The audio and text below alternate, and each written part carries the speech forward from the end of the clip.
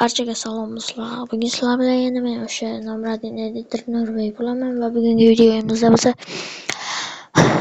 CapCut edit qilishni o'rganib chiqamiz. 3 xil usulni o'rgataman. CapCutga kirib olishimiz kerak bo'ladi birinchi o'rinda va birinchi oson usuli AutoCut knopkasini bosamiz va sizlar rasm video nima qiling deydi va siz xohlagan misol men tanlayman, mana shu videoni tanlayman va next tugmasini bosasiz.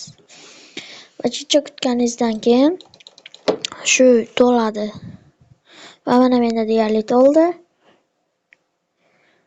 Va mana bu yerda turibdi.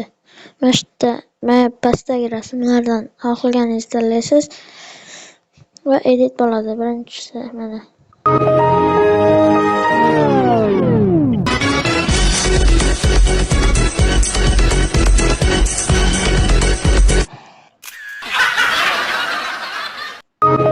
İkincisini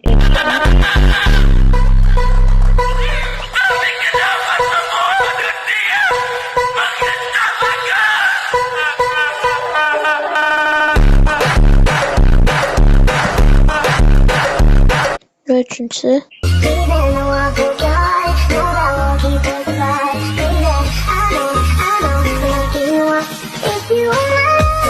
böyle.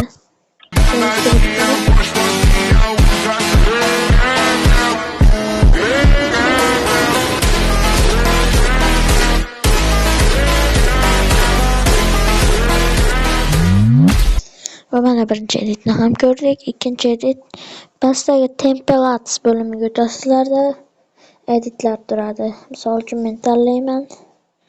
Ana bu editni tanlayman. Tak. Va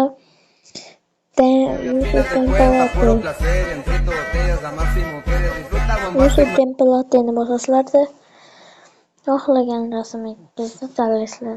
Men uchun rasm, sizlar uchun bilmadim. Mana bu. Editlar chiqadi.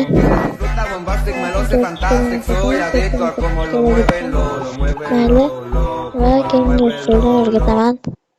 Keyingi usulimiz uzun videolar uchun bo'ladi va new videoni ustiga bosasizlar. Va montaj qiladigan videolaringizni topasizlar. Misol uchun men yana mana shu videoni tanladim. Chunki bu video nimagadir men uchun kulgili. Va mana edit qilishingiz mumkin. Misol uchun yaxshiroq narsa mana nima desam bo'ladi, bu videoni ustiga bosasizlar. Va mana tepa maytda plusga teskari turuvchay turibdi. Ustiga bosasizlar, yana videoda bosasizlarda, yana bitta bosasizlar, yana bitta bosasizlar. Mana bu joyda men buni yaqinlashtirib qo'yasizlar. Mana bu yerda to'g'rilanadi va mana.